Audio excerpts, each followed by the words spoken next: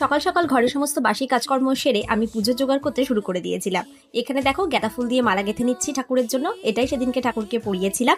ইচ্ছে ছিল কোনো সাদা ফুলের মালা পরাবো, কিন্তু সেই মুহূর্তে হয়ে ওঠেনি। ফুল বেলপাতা মালা সব বাবাই বাজার করে এনে দিয়েছিলেন।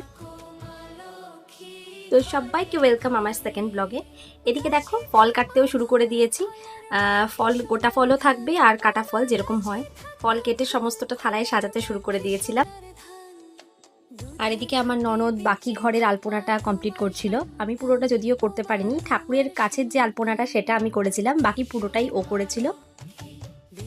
আর এদিকে মা খিচুড়ি ভোগ প্রসাদটা রান্না করছিল। সবাই আমরা নিজেদের কাজটা ভাগ করে নিয়েছিলাম সেদিনকে কে কী করবে, তাই জন্য কোনো অসুবিধা হয়নি, সময়ের মধ্যে সমস্তটাই কমপ্লিট হয়ে গেছিলো।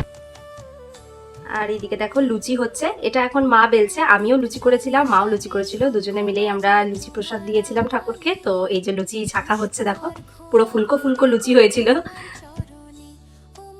খিচুড়ি প্রসাদ ঠাকুরকে দেওয়ার কোনো কথা ছিল না, কারণ ঠাকুরের নিরামিষ বাসনের অভাব ছিল, নিরামিষ আলাদা করে বাসন ছিল না, কিন্তু এই আশাটা মা পূর্ণ করে দিয়েছিল।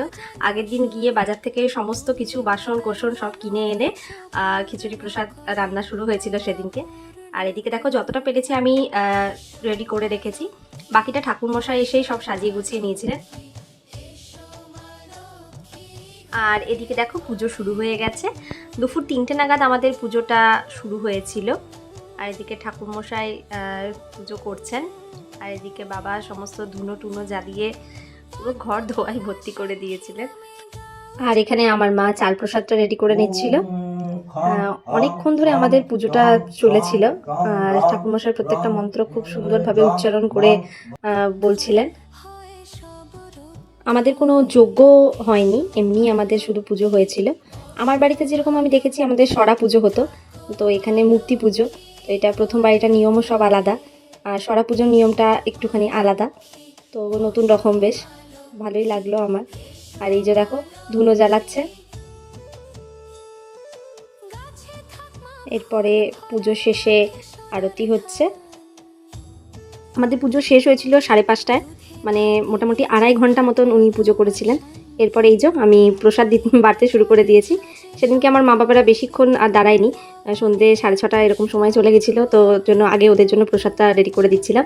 তারপরে এই যে পাড়াতে প্রসাদ দেবো, ওর জন্য পাতায় প্রসাদগুলো সাজিয়ে নিচ্ছিলাম একটা একটা করে সব কিছু দিয়ে। আর এদিকে খিচুড়ি মা বাড়ছিল, খিচুড়িও দেওয়া হবে, আর এই ফল প্রসাদ এই দুটোই দেওয়া হয়েছিল। তো কেমন লাগলো, এটাই ছিল সেদিনকে সারাদিনের ব্লগটা। কেমন লাগলো অবশ্যই জানাবে, ভালো লাগলে একটা লাইক কমেন্ট করতে ভুলো না। Thank you.